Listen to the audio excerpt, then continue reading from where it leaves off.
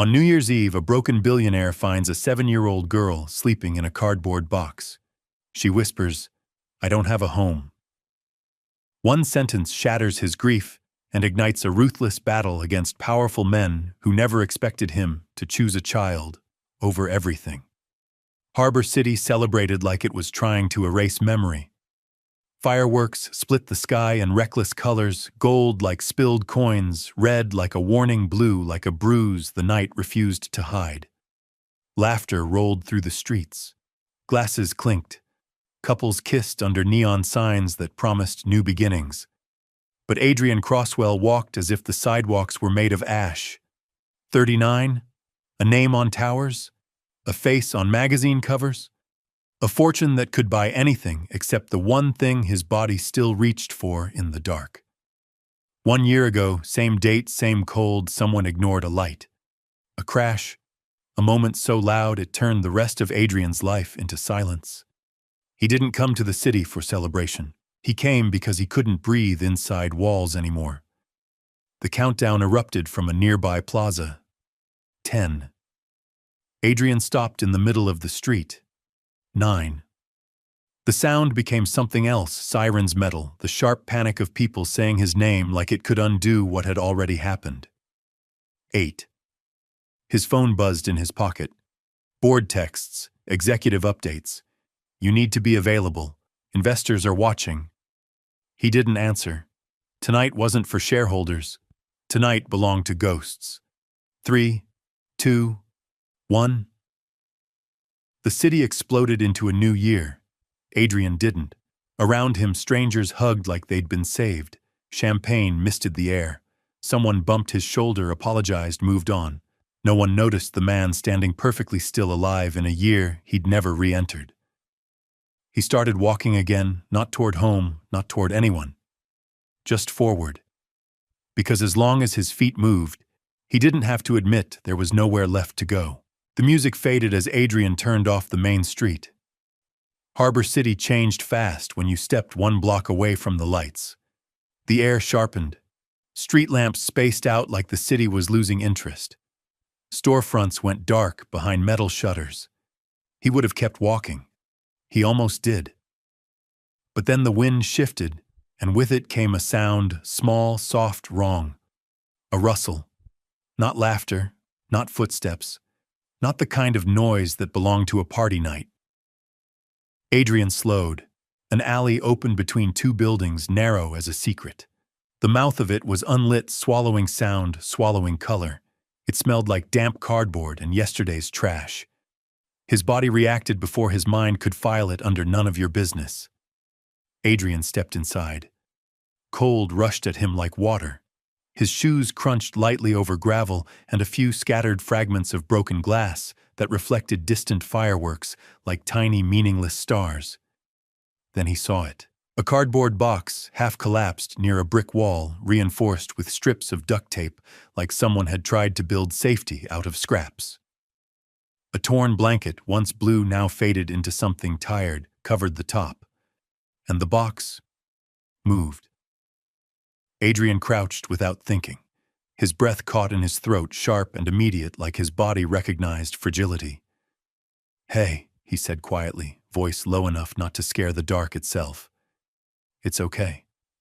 The blanket shifted. 2 eyes appeared. Wide, dark, alert in the way adults became when they'd learned the world didn't apologize. A small face followed, smudged cheeks, chapped lips, hair flattened beneath an oversized knit hat. A child. Not older than 7. She didn't blink. She stared at him like prey stares at a trap. Adrian slowly removed his gloves and lifted his hands where she could see them, empty, open, harmless. "I'm not going to hurt you," he said. The girl didn't answer. She stayed curled inside the box, knees hugged to her chest, arms locked tight around herself, as if looseness was dangerous. Adrian swallowed. "What's your name?" he asked, gentle. Silence. He noticed her fingers reddened from cold trembling even as she tried to hold still. "Are you alone?" Her voice finally came out, thin but steady, like it had been trained not to waste emotion. "My name is..." Ivy. Adrian felt something inside him crack quietly but completely. I'm Adrian, he said. Hi, Ivy. Ivy watched him for a long moment, then asked the kind of question no child should ever have to ask a stranger. Are you going to make me leave? Adrian opened his mouth. A dozen answers fought for the front. No. I don't know. I should call someone. I can't handle this. But Ivy spoke first, voice dropping to almost nothing, like if she whispered it, the truth would hurt less. I don't have a home to go back to, she said. I sleep here. The words hit Adrian like a physical shove. New Year's Eve. Fireworks above. A child inside a box below. His knees bent before he decided to move. He sank down onto one knee on the cold concrete like the alley had turned into a courtroom and his body was pleading guilty. Tears came without permission. Not loud, not dramatic, just real. Adrian pressed the heel of his palm against his eye, angry at himself for breaking in front of her. But Ivy didn't flinch. She didn't mock him. She didn't look away. She just watched, measuring him. How long, Adrian asked, voice rough. Ivy shrugged, small and mechanical. Since before the lights came, she said, nodding toward the distant glow of the city. People don't come here. She was right. The alley was invisible, perfect for someone the world had decided not to see. Aren't you cold? Adrian asked. Ivy nodded once. You get used to it. Then she said something that sliced straight through him. If you stay very still, the cold doesn't hurt as much. Adrian's chest tightened so hard he couldn't breathe for a second. No child should know that. He unbuttoned his coat, heavy, expensive, warm, something he'd bought without thinking, because money made comfort automatic. He held it out slowly, like he was offering peace to a wild animal. You can take this. Ivy's eyes dropped to the coat. She didn't reach for it. Is it a trick? She asked. Adrian shook his head so fast it almost looked like panic. No tricks, he said. I promise. Ivy studied him the way adults studied fine print. Then she extended one hand, touched the sleeve, and yanked her fingers back like warmth might burn. It's too nice, she whispered. People don't give nice things for free. Adrian swallowed hard. They should, he said. The alley went quiet except for the far-off roar of fireworks. Finally, slowly, Ivy took the coat. She wrapped it around herself, shoulders sinking a fraction, breathing in the unfamiliar scent of soap and safety. Adrian noticed her shoes, one lace missing. Soles worn thin like they were tired too. His grief didn't disappear, but it shifted, like it had made room for something else, something fierce. Adrian stayed low, keeping his distance. He didn't want to tower over her. Didn't want his size, his money, his everything to feel like another kind of trap. Do you eat? He asked carefully. Sometimes, Ivy said, when the bakery throws stuff out, or when people feel nice. A pause. Not tonight, she added. They're busy being happy. The sentence landed heavy, simple, true, and unfair. Adrian glanced up at the sky where colors exploded and vanished. He thought of his daughter's laugh, thought of her asking to stay up just 5 more minutes. He looked back at Ivy. Would you like something warm? He asked. Ivy stiffened immediately, fingers tightening in the coat like it was armor now. You gonna call someone? She said. Because they take kids away. Adrian's stomach dropped. No, he said quickly. I won't call anyone. He slowed his voice, anchored it. Not unless you want me to. Ivy's eyes narrowed. They say that. Then they do it anyway. Adrian nodded once. I know. That surprised her. How do you know? She asked. Honesty felt like stepping on thin ice, but lying felt worse. I lost my family, Adrian said quietly. People decided a lot of things for me after that. Most of them didn't ask what I wanted. Ivy stared at him, then asked a question that was too old for her face. Do they come back? Adrian knew who she meant. No, he said. They don't. Ivy looked down at the cardboard floor of her box. My mom used to say, if I stayed brave, she'd come back, she murmured. A beat. I stayed brave a long time. Adrian felt his throat tighten like it was closing. He forced air in. I know a place nearby, he said. It's warm, there's food. You can leave whenever you want. Ivy's eyes flicked up. Is it a shelter? No, Adrian said. It's my house. Silence stretched. Ivy glanced at the alley, the box, the torn blanket. Then she set a rule like she needed it to survive. If I go, she said slowly, and I don't like it, can I come back here? Adrian's chest ached. Yes, he said. I won't stop you. Ivy studied him again, then nodded once, sharp, decisive. Okay, she said. But I'm not staying forever. That's fair, Adrian replied. He held out his hand. Ivy stared at it like it was a door she didn't trust. Then she took it. Her fingers were freezing. Adrian squeezed gently, careful not to break something that had already survived too much. Inside the car, Ivy sat in the back seat. Not sprawled, not relaxed. Curled up, small knees tucked toward her chest. Adrian's coat wrapped around her like a shield. She pressed her forehead to the window, watching fireworks bloom between buildings. They're loud, she said. They won't hurt you, Adrian answered. I know, Ivy said softly. I just don't like surprises. Adrian's grip tightened on the steering wheel. He understood that more than he wanted to. They drove past crowds spilling into the street. People counting down again, like joy could reset time. Faces bright, hands linked, a city pretending pain didn't exist. Ivy watched quietly. Is it your birthday? She asked suddenly. Adrian glanced at her in the mirror. No. She nodded like that solved something. Everyone looks like it's their birthday. Adrian almost smiled. Almost. They turned into a quieter neighborhood, tall Gates trees frosted with winter-warm window light. The kind of place Ivy probably thought only existed on TV. She sat up straighter. Is this where you live? She asked. Yes, it's really big. It used to be louder, Adrian said, voice low. Before. He didn't finish.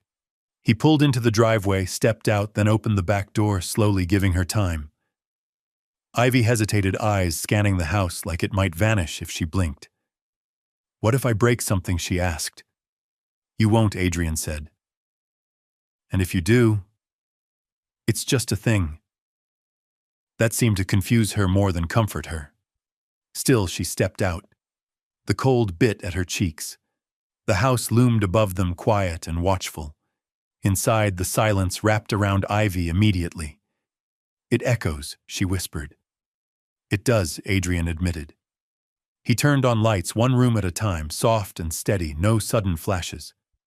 Ivy followed close behind, careful not to touch anything. Can I sit? She asked, pointing at the couch like it belonged to a museum. Yes, she sat on the edge, tense, ready to run. Adrian went to the kitchen and moved quietly, no clattering pans, no sharp noises. He brought back a bowl of soup that smelled like warmth. You don't have to eat if you don't want to, said. Ivy didn't hesitate. She ate slowly, carefully, like the food might disappear if she trusted it too much. Like warmth was temporary. Like kindness had an expiration date. Adrian watched from across the table.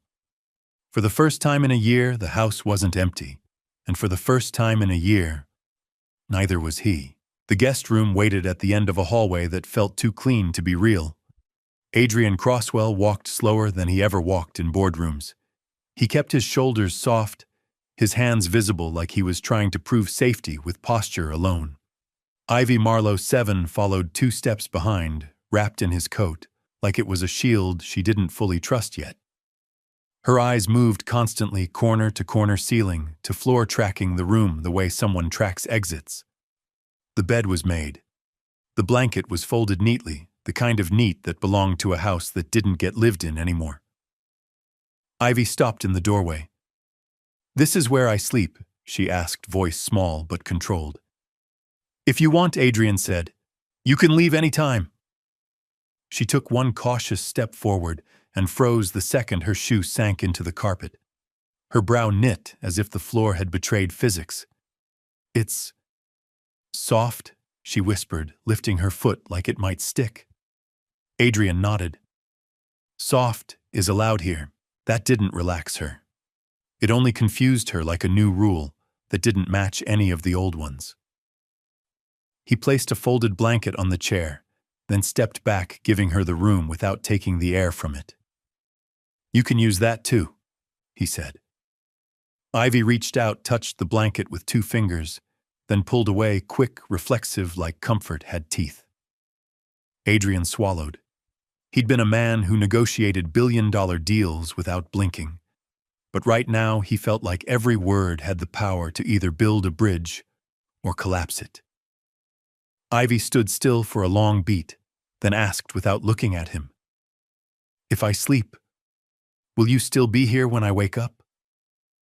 The question hit Adrian in the chest, clean, direct, and heavier than it should have been. "Yes," he said immediately. No hesitation, no conditions. "I'll be here." Ivy's grip tightened around the coat. Her gaze finally lifted to his face, searching for the place where a lie would hide.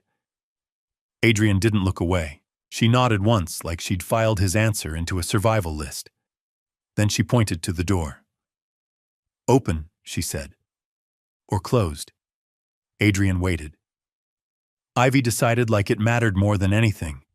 "Half," she said, "so I can hear if something changes."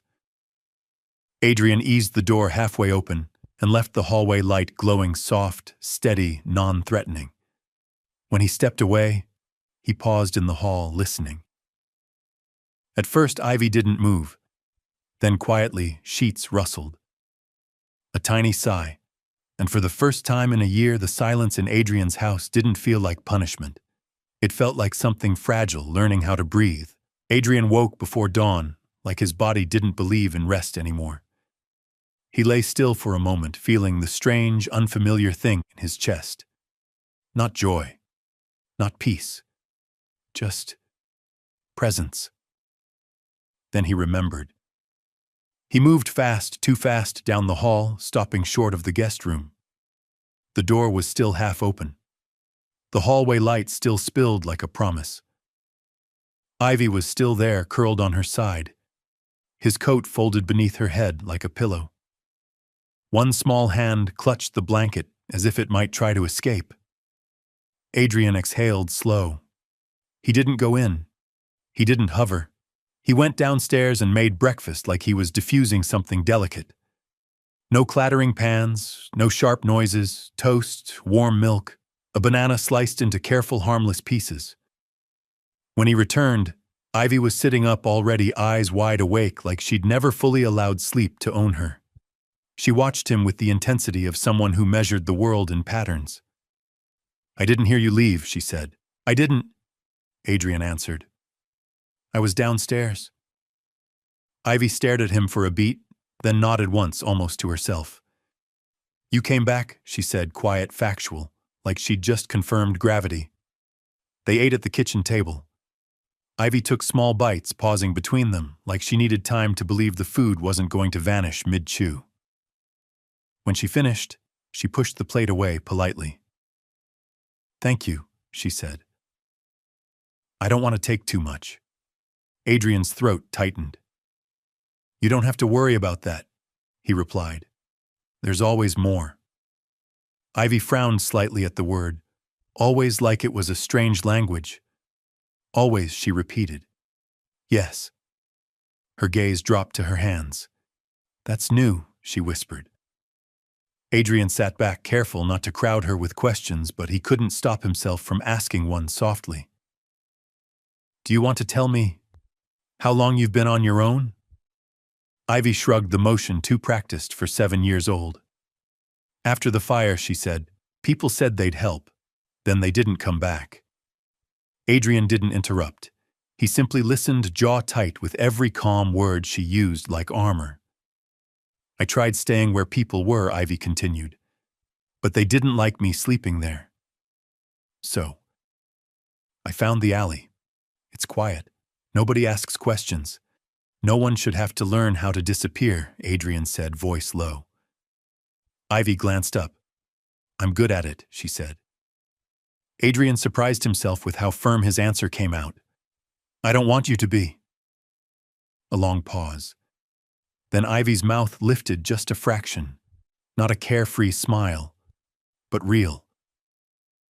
Adrian felt something shift in the air between them. Like the house had accepted a new rule, someone was staying. After breakfast, Adrian showed Ivy the house. Not like a tour, like an invitation. Only if you want, he said, and kept his pace slow enough for her to decide where her feet went. Ivy walked close beside him, near enough that he could feel her presence without touching her. Her eyes took everything in the clean floors, the quiet corners, the furniture arranged like nobody ever dared to sit too long. She paused in the living room, head tilted slightly. This room smells sad, she said softly. Adrian stopped. He hadn't realized grief could leak into walls like that, could turn into something a child could name with one sentence. It used to be loud, he admitted. My daughter played in here. Ivy looked up at him. Her voice didn't wobble. She didn't dramatize it. Where is she now? She asked. Adrian's throat tightened like a door refusing to open. But Ivy had already survived too many half-truths from adults who wanted to soften reality. So Adrian gave her the truth, simple, clean, respectful. She died, he said. Ivy blinked once. Then she nodded like she'd received information, not a spectacle. I'm sorry, she said. Adrian's eyes stung anyway. Did it hurt? Ivy asked, still calm, still steady. Adrian swallowed. Yes, he answered. It still does. Ivy nodded again, slow. My parents died too, she said quietly. That's why I didn't go home. No pity, no competition. Just two losses sitting in the same room without fighting for space. They walked down the hall. Adrian stopped near a door he hadn't opened in a year. He didn't have to say what it was. The silence said it for him. Ivy studied the door like it was a sacred thing. You don't go in there, she observed. No, Adrian admitted. I couldn't. Ivy waited, then spoke carefully. Can I look? Adrian's chest tightened, fear and love colliding in the same breath. He nodded once. Ivy stepped inside with a reverence that made Adrian's vision blur.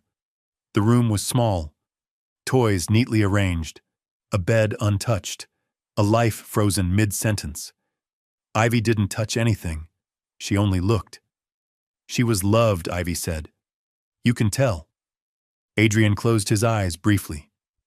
Ivy turned to him, voice soft but certain. You don't have to be alone because of it. The sentence was simple, childlike, devastating. Adrian knelt to her level. I don't want you to feel like you have to stay because I'm sad, he said. You don't owe me anything. Ivy shook her head, slow and stubborn. I want to stay, she said, because I'm tired of leaving. Adrian felt the house shift around them. Not healed, but changing. That night, rain tapped against the windows like a question nobody wanted to answer. Ivy sat on the living room floor with colored pencils Adrian found in a drawer that felt like it hadn't been opened since another life. She drew houses, small houses, big houses, houses with windows full of light. But tonight, her lines were darker. She pressed so hard, the pencil left grooves in the paper. Adrian sat a short distance away, not crowding her, just present. Hey, he said gently. You don't have to tell me anything you don't want to. Ivy nodded without looking up. I know. The rain thickened. The room stayed warm. After a long moment, Ivy spoke with a steady voice that didn't match the way her fingers trembled. When the fire started, she said, my mom told me to hide in the bathroom. Adrian's breath slowed. He didn't move. She said the tiles wouldn't burn. Ivy continued. So I waited. I counted. I did what she said. Her eyes stayed on the paper. The smoke got thick, she said quietly. People were loud, then they weren't. She swallowed once. They asked me questions after she added. A lot. Then they put me in places with other kids. Loud places. Adrian's chest tightened. And people didn't stay, he asked, voice low. Ivy shook her head. One day, they forgot to come back, she said. The place closed. I waited. Her pencil paused. After that, Ivy whispered, I stopped waiting. Silence filled the room, heavy but not cruel. Then Ivy glanced up at him, eyes dark and searching. I don't tell people that, she said. When I do, they look sad. A beat. Then they leave. Adrian didn't reach for her right away. He let her see him decide. Then he moved slowly and rested his hand near hers, close enough to be felt, not forced. I'm not leaving, he said. Ivy stared at him like she was trying to find the trick hidden behind the words. My dad used to say, she murmured, fires take everything. She looked down. But I think they just show you what was real. Adrian's eyes burned, but he didn't look away. You were brave, he said. Ivy shook her head. I was just there, she answered. Adrian closed the distance and pulled her gently into his chest. This time she didn't stiffen. She leaned in like someone who had carried their own weight too long and finally found a place safe enough to set it down. Outside, the rain kept falling. Inside, something long buried finally exhaled. By mid-morning, the outside world returned. Adrian's phone buzzed nonstop on the kitchen counter, messages stacking like threats wrapped in polite words. Ivy sat at the table drawing another house. This one had a door that wasn't locked. Adrian watched her for a long beat, memorizing the ordinariness, like it was something he might need later to remember why he was fighting.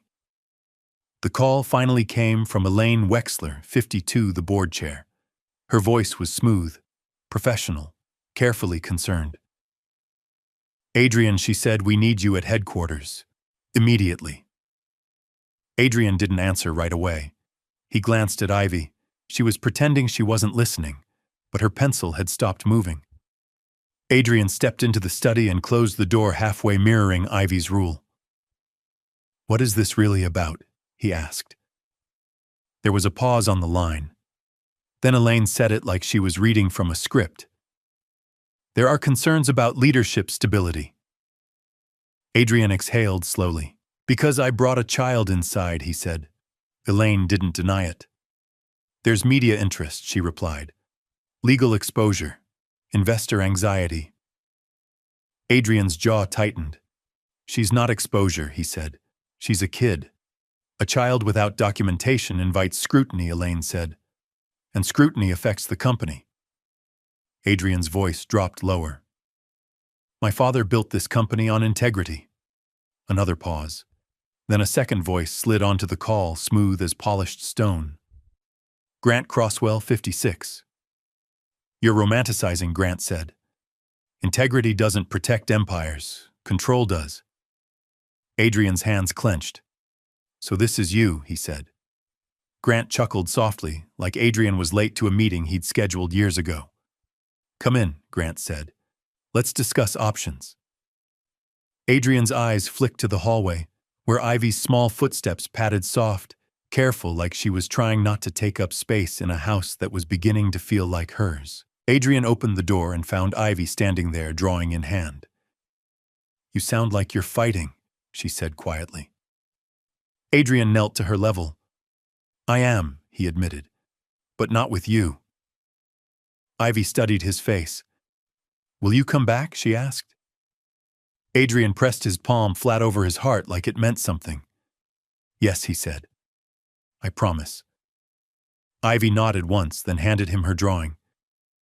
Take this, she whispered, so you remember where you're going back to. Adrian took it like it was armor.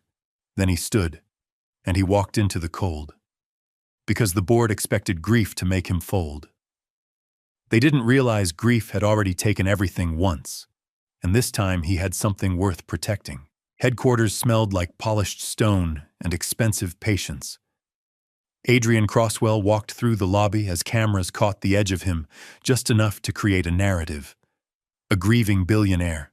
Unstable, soft, distracted. The kind of story investors loved to fear.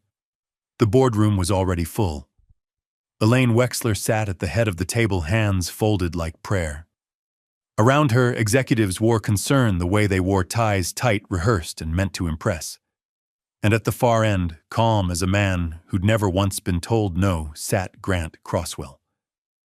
Adrian didn't sit. "You called an emergency meeting," he said. "So say it." Elaine cleared her throat. "Adrian, we're worried about optics." "About Ivy," Adrian corrected. A ripple went through the room, small, controlled, like they didn't want the name to sound human. Grant leaned forward slightly, voice almost gentle. "You've invited uncertainty into your life." Adrian's jaw tightened. "I invited a child out of the cold." Elaine slid a folder across the table.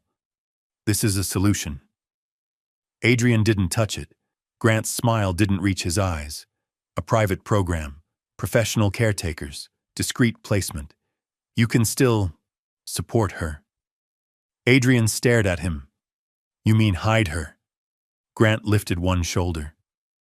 "I mean protect the company from chaos." Adrian's voice dropped.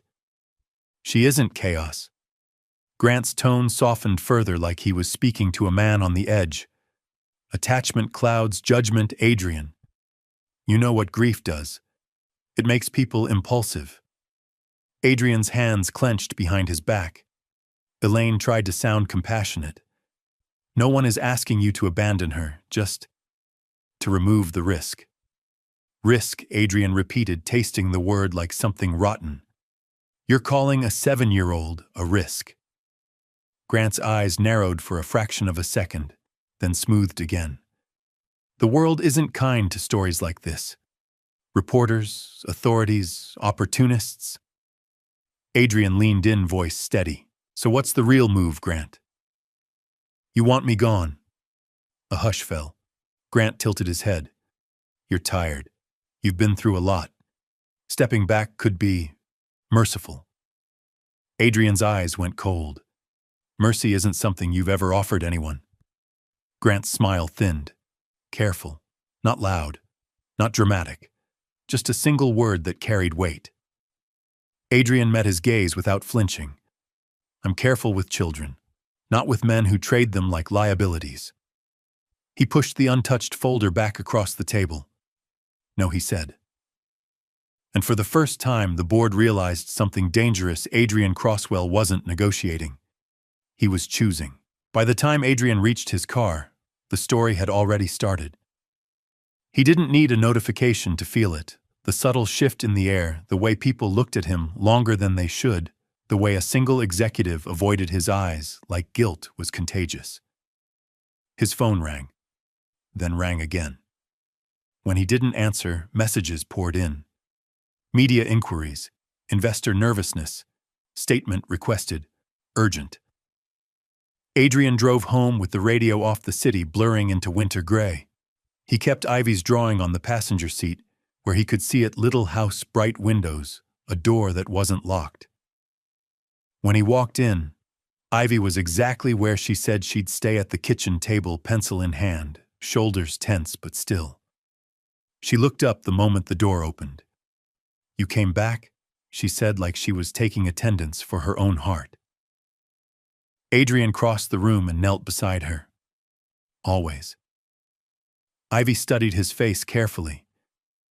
"You look sharp," she whispered. Adrian managed a breath. "Some people are upset." "Because of me?" Ivy asked, not accusing, just trying to understand the math of adults. Adrian shook his head firm. "Because they don't understand responsibility." Ivy's pencil hovered. "Are they going to make you send me away?" Adrian's chest tightened. He chose honesty without cruelty. "They're going to try," he said. "But I'm not going to." Ivy swallowed. Her fingers tightened around the pencil until her knuckles lightened. "What if they're bigger than you?" she asked. Adrian stared at her, this child, who had learned to measure safety by footsteps, by tones, by whether someone stayed. Then he answered in the simplest language he had left. "Then I'll be bigger than them," he said quietly. A knock sounded at the front gate outside, just a delivery, harmless. But Ivy flinched anyway, shoulders snapping up like an alarm. Adrian saw it. Trauma didn't need permission to return. He didn't tell her to calm down. He didn't say you're fine. He didn't minimize her body's memory. He moved closer slowly and set his hand on the table near hers. "No surprises," he said. "I'll tell you before anything changes." Ivy's eyes flicked to his hand, then to his face. "Promise?" she asked. Adrian nodded. "Promise." That night, he didn't answer the reporters. He called Noah Kendrick, the one attorney his father used to trust when things got ugly. And as Ivy drew another house, same door, same bright windows, Adrian understood what Grant had miscalculated. A man who has already lost everything stops being afraid of losing things. He becomes afraid of losing a person. And that fear doesn't weaken him. It weaponizes his love. Noah Kendrick arrived after dark coat, dusted with cold eyes, sharp like he'd already read the headlines without needing to. He didn't waste time on sympathy. He stepped into Adrian's study, set a slim briefcase on the desk, and said, "Tell me everything." From the alley to the boardroom. Adrian did. He kept Ivy out of it where it mattered, no details that didn't belong in legal hands. But he told the truth. He found a child without a safe place to sleep. He brought her home, and the board reacted like he'd committed a financial crime. Noah listened, silent, absorbing. Then Adrian opened the drawer he hadn't opened in a year. A thick folder, worn edges, his father's handwriting on the tab. "Control is never free." Adrian spread the contents across the desk.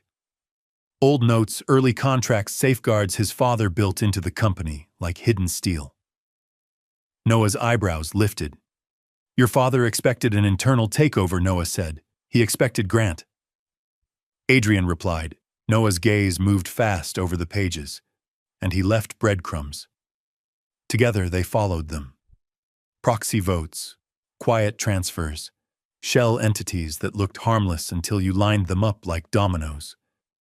Noah's finger tapped a section where signatures repeated, always at a distance, always behind intermediaries. "This isn't emotional," Noah said. "This is structural." Adrian stared at the papers like they were proof his grief had been used like an open door. "He waited until I was empty," Adrian said. Noah nodded once. "And now he thinks you'll fold to protect your image." Adrian's voice went low. "I don't care about my image." Noah looked up. "Good. Then we can win." A soft sound came from the hallway. Small footsteps. Adrian moved immediately, calm, controlled, and opened the door halfway. Ivy stood there with her blanket eyes wide. "You're still here," she said, voice thin with relief. Adrian's chest tightened. "I'm still here." Ivy's gaze flicked past him to Noah, stranger, suit adult. "Is he mad?" she whispered. Adrian knelt, keeping his voice steady. "He's here to help us." Ivy's shoulders dropped a fraction. Noah crouched too, not looming, not demanding. "Hi, Ivy. I'm Noah." Ivy stared at him like she was reading a contract with her eyes. Then she nodded once. "Okay." Adrian guided her back to bed with slow steps and softer words. When he returned, Noah's expression had changed. Less lawyer, more human. "No more half measures," Noah said. "We file for guardianship. We document stability. And if Grant is pulling levers using a child as pressure..." Noah's jaw tightened. "Then we expose it." Adrian didn't blink. "Do it," he said. The next morning, the board moved like a machine that had already chosen its outcome. Adrian walked into the boardroom and felt it immediately. The room wasn't debating. It was performing. Elaine's voice was calm, almost regretful. "Adrian, this is about leadership stability." Adrian remained standing. "Say her name." A pause. Elaine swallowed. "Ivy." Grant didn't look at Adrian when he spoke. Your personal decision has created corporate exposure. Adrian's eyes hardened. My personal decision was to protect a child. Elaine slid another folder across the table, thicker than the last. Adrian opened it this time. Inside were care proposals, confidentiality agreements, and a neat plan that treated Ivy like a problem to be managed quietly. Grant's voice was soft, persuasive. We're offering you a path to keep your title. Adrian closed the folder slowly. And the price is that she disappears, Adrian said. Grant spread his hands. The price is that the company survives. Adrian leaned forward. The company can survive without my soul attached to it. Elaine's eyes flickered, fear of conflict, fear of headlines, fear of losing control. The board will vote, she said. Adrian's phone buzzed in his pocket. A message from Noah, we filed. Guardianship petition submitted. Adrian didn't smile. He just felt something settle in him, cold clarity. The vote happened fast. Words like temporary and pending review floated through the air like perfume meant to hide the smell of betrayal. Elaine's voice finished the sentence that mattered. Operational control will be transferred immediately. Grant's eyes met Adrian's for the first time. Not triumph, expectation. Like he believed Adrian would finally bend. Adrian nodded once. Then he said the sentence that changed the temperature of the room. Then I lose the company. Silence. Grant's smile faltered. Adrian cut him off. I'm not trading a child for a chair. He walked out, not running, not shaking, just leaving a room full of powerful people who suddenly realized they couldn't buy the one thing they needed from him: compliance. When he got home, Ivy was waiting by the window again. She didn't wave. She didn't ask for gifts. She just watched him like he was the difference between safe and gone. Adrian opened the door. Ivy's voice came out small. Did you win? Adrian knelt and held her gently. Not yet. Ivy swallowed. Did you come back anyway? Adrian's eyes stung. Yes, he whispered. I came back anyway. 2 days later, the knock came. Not loud, not angry. Official. Adrian felt Ivy's body tense before he even reached the door. Her small hands gripped the back of his shirt, fingers trembling like they remembered too much. He opened it slowly. 2 women stood outside in winter coats, badges visible, expressions carefully neutral. Mr. Crosswell, one asked. We're with Child Services. We need to speak with you regarding a minor currently residing in your home. Ivy's breath hitched. Adrian didn't shut the door. He didn't argue on the porch. He didn't perform rage.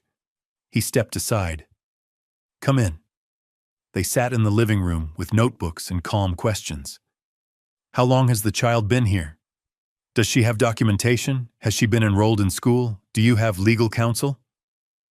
Adrian answered clearly, honestly, without embellishing. Ivy sat beside him on the couch, shoulders tight, eyes fixed on the floor. Then one caseworker turned slightly toward Ivy, voice gentle. Ivy, she said, do you know why we're here? Ivy nodded once. You're here to take me, she said. The words landed like something dropped in a quiet room. The caseworker didn't react dramatically. She kept her tone steady. We're here to make sure you're safe. Ivy lifted her eyes. They were dark, steady, too old for 7. I am safe, she said. Do you feel afraid here? The other woman asked. Ivy shook her head. I was afraid before. A pause. Here I sleep in a bed, Ivy said. I eat. He doesn't yell. He stays. Her hand lifted and pointed, not accusing, not begging, just naming truth. This is my home. The caseworkers exchanged a glance. We'll need to file a report, one said. There may be a temporary relocation while we investigate. Ivy's fingers dug into Adrian's sleeve. Her body started shaking, not screaming, not melting down, just quiet fear surfacing like a scar pulled open. Adrian stood. His voice stayed low, controlled, unbreakable. No, he said. The women paused. Adrian continued, still calm. If you remove her over my objection, it will be public. I have already filed for guardianship, and if this visit was influenced by corporate interests, my attorneys will investigate it. The room went very still. The caseworker closed her notebook. We'll be in touch, she said. When the door shut, Ivy collapsed into Adrian's arms, shaking. You said you wouldn't let them take me, she whispered. Adrian held her firmly, his voice steady against her hair. I won't, he said. Not now. Not ever. Outside, powerful men were pushing buttons. Inside, Adrian Crosswell was done being moved. He had chosen his war, and it had a 7-year-old name. The morning after the visit, Adrian's house didn't feel smaller. It felt seen. The gate camera caught every passing car. Every slowing brake light looked like a question. Ivy stayed close, not clinging, not crying, just present in the quiet way a child becomes when she's listening for change. Adrian didn't answer journalists.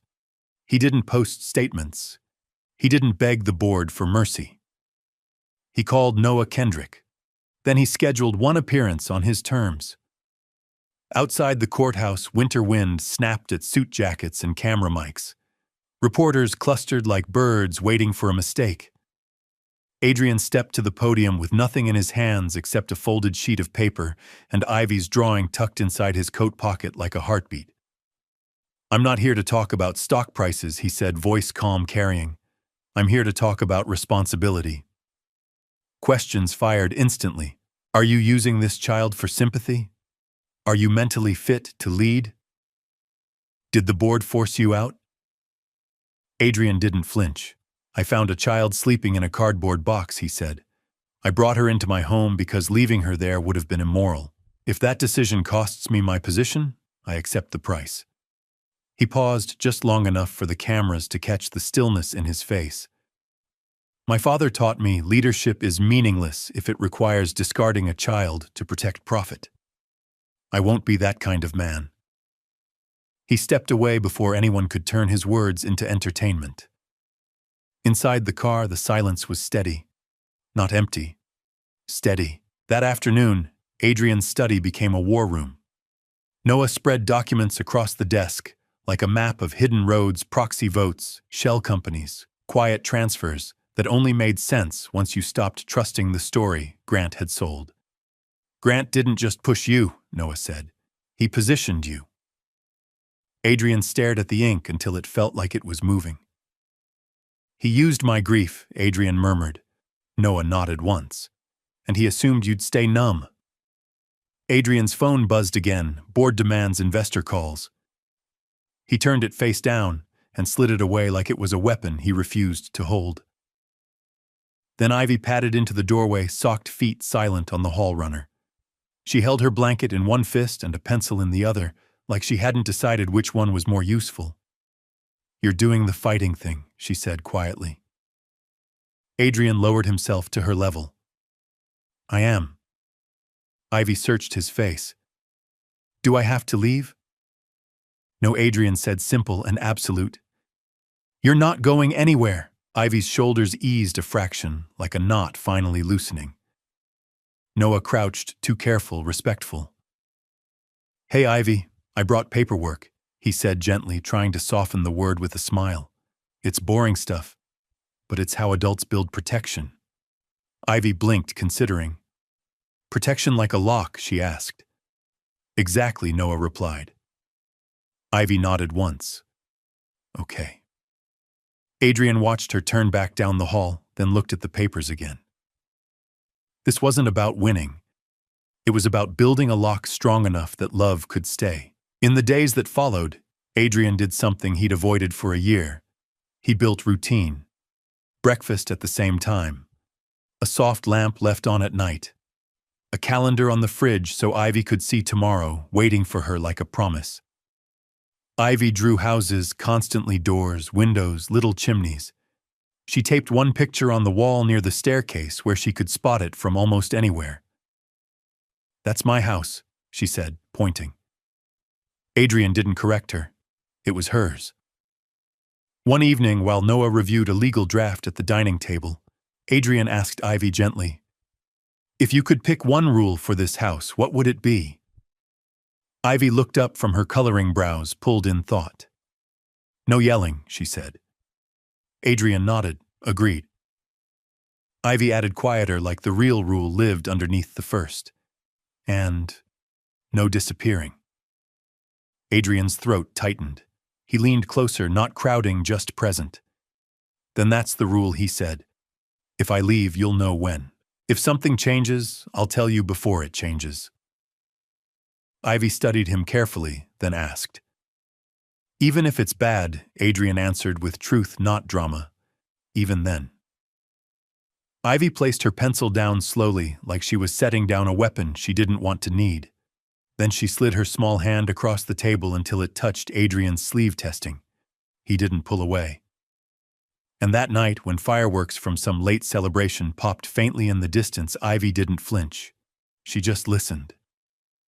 Learning inch by inch that loud didn't always mean danger. Sometimes it just meant the world was still turning and she was still here. The courtroom was smaller than Adrian expected. Not grand, not cinematic, just quiet enough that every breath mattered. Ivy sat beside him in a soft blue sweater she'd chosen because, in her words, "It feels strong." Her feet didn't reach the floor. Her hands stayed folded tightly in her lap, like she was holding herself together with manners. Across the room, Grant Croswell sat with his attorney's composed and polished eyes trained on the judge, never on Ivy. Adrian noticed, and he hated him for it. The judge reviewed filings with steady patience, Noah's guardianship petition, proof of stability records of Grant's corporate maneuvering. The child services report was careful and neutral, focused on safety, not spectacle. When Ivy was asked to speak, Adrian felt the air change. He didn't squeeze her hand first. He didn't coach her. He only looked at her with one simple truth in his eyes. "I'm here." Ivy stood. Small. Straight. Her voice didn't shake, but it wasn't loud either. "I don't have a home to go back to," she said. "I slept in a box before. It was cold." She swallowed once, then continued. "Here I sleep in a bed. He stays when I wake up." She looked at Adrian for a heartbeat, then back to the judge. "He doesn't yell," Ivy added. "And when he's mad, he tells me it's not because of me." The room stayed still. Grant's attorney tried to frame it as a temporary arrangement, as public risk, as emotional instability. Then Grant spoke, smooth, practiced. "He's using the child," he said, "to recover his image." The judge's gaze sharpened. "Mr. Croswell," the judge said calmly, "the evidence indicates you leveraged corporate influence to trigger this process." Grant's face tightened for the first time. "No," the judge continued, "that isn't opinion. It's documented." Adrian didn't smile. Relief didn't explode. It settled. The ruling came with the quiet weight of something final. "Temporary guardianship is granted to Mr. Croswell," the judge said. "Adoption proceedings may proceed pending review." Ivy didn't understand the legal words, but she understood Adrian's face. She looked up at him, eyes searching, voice barely above a whisper. "Does that mean I can stay?" Adrian knelt beside her chair, bringing his eyes level with hers. "Yes," he said. "For real." Ivy blinked once, then again, like she was checking whether the world had shifted without telling her. Grant's attorneys began gathering papers, quickly, movements stiff and controlled. Grant stayed seated a moment longer, jaw clenched, as if he couldn't accept a reality that didn't obey him. The judge issued additional orders, protections against interference, review of corporate misconduct. Words that sounded like structure being rebuilt. Outside the courthouse, cameras flashed. Noah stepped between Adrian and the press like a shield made of legal precision. Adrian didn't give a speech. He didn't feed the headlines. He simply held Ivy's hand. Ivy's grip was firm, no longer desperate, no longer testing. Firm. They reached the car, and Ivy climbed into the back seat, not curled this time. She sat upright, looking out the window at the winter sky like it belonged to her too. Adrian started the engine. Ivy touched the sweater sleeve and murmured almost to herself, "Strong." Adrian glanced in the mirror. "You are," he said. And for the first time, Ivy didn't argue. The paperwork was finalized without fireworks. No cameras, no crowd, no victory parade. Just a quiet office, a pen that moved across paper, and a child watching as if the ink was a kind of spell that could turn maybe into forever. When the attorney closed the folder, she smiled gently. "That's it," she said. "She's yours." Ivy looked up at Adrian, eyes wide. "For real?" she asked. Adrian nodded, voice low. "For real." On the drive home, the silence wasn't tense. It was comfortable. At the front gate, Ivy hopped out first and ran to the wooden sign Adrian had hung earlier that morning. She traced the letters slowly with her finger. "Crosswell Home." "It says home," she whispered. "Yes," Adrian said. "It does." That night, Ivy insisted her bedroom door stay open wider than before. Not half, but more. Like she didn't need the same armor anymore, but she still wanted the light to exist. Adrian passed by quietly and paused, watching her breathe, peaceful, unafraid, blanket pulled up to her chin like it belonged there. Downstairs, he sat on the couch in the soft quiet of a house that finally felt lived in. Footsteps padded down the stairs. Ivy appeared in pajamas, clutching her blanket. "I couldn't sleep," she said. "That's okay," Adrian replied, opening his arms without making it a demand. Ivy climbed into his lap, like it was the most natural thing in the world, and rested her head against his chest. She stayed quiet for a long minute, listening to his heartbeat, like she was learning the sound of staying. Then she looked up. "Adrian," she whispered. "Yeah, kiddo." Her voice was small, but it didn't shake. "Can I call you?" "Dad." The word landed gently, no pressure, no trap, no test, just hope. Adrian closed his eyes. He thought of the year he'd survived without living. He thought of the love he'd lost, and the love that had walked into his life wrapped in an oversized coat, asking for a door to be left half open. He opened his eyes again and smiled, soft and honest. "Yes," he said, "you can." Ivy's mouth lifted into a smile that finally looked like it had somewhere safe to land. "Good night, Dad," she whispered. Adrian kissed the top of her head like a promise. "Good night, sweetheart." Outside, the city kept moving, indifferent, loud, bright. Inside, a man who had lost everything held a child who had never had enough. And together, in the simplest way, they built what neither of them believed in anymore. A family not born. Chosen. And this time it stayed. Did this story touch your heart? Let us know how you felt. Rate it from 1 to 10 in the comments below. If it moved you, please like, share, and subscribe to support the channel. Don't forget to tap the bell so you never miss our next heartfelt story. Click the end screen to watch more emotional journeys. See you in the next one.